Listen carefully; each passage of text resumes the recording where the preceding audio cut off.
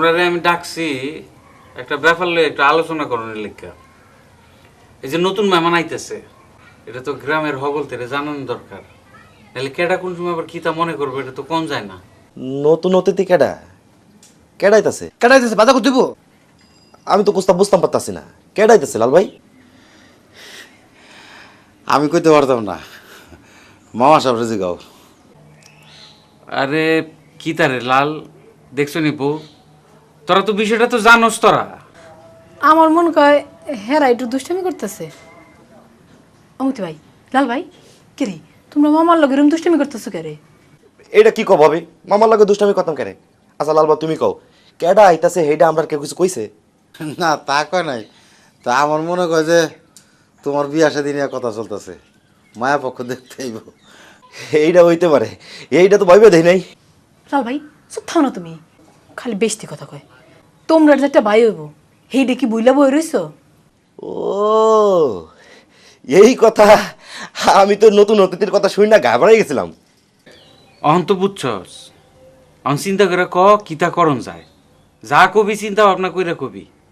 সরকার বাড়ির যে বদনাম এতদিন ধরে আসিল আটকুরা, এটা মুসনের টাইম আইছে। গ্রামের হগলতেরে এটা বুঝায় কম লাগবো। এইটা কোনো বিষয় হইলো মামা?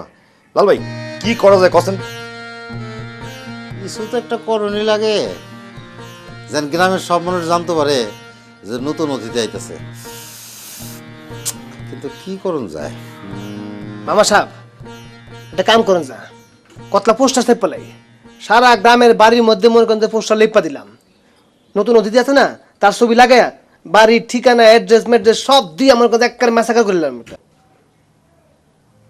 আরে গাদার গাদা, কার ছবি দিবি তুই? হ্যাঁ তো দুনিয়াতে আইছে না হনো। ধরো মামা সাহেব, তাহলে এক কাম করি, সারা গ্রামে মাইকিং করে দিই, একেবারে হেই মাথা থেকে হেই মাথা, এক বেলার কাম। এই বুদ্ধিটা তো খারাপ না, কিতা কব?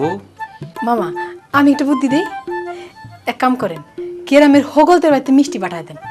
হগলতের খবরটা জানানো হইলো, মিষ্টি মুখ করানো হইলো। ভালো বুদ্ধি মামা সাহেব। ঠিক আছে, তাহলে এটাই ফাইনাল।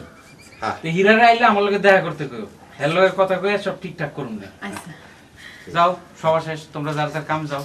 আর বরকত স্যার, যে